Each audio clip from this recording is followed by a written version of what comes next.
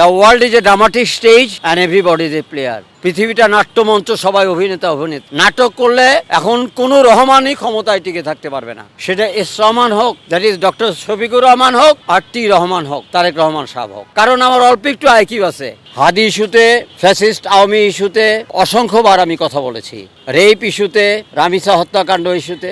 আমার ক্যাম্পাসে একটা বাংলা বললে 30 টাকা জরিমানা দিতে হইতো। প্রসঙ্গতই আমার মুখে ইংলিশ চলে আসে।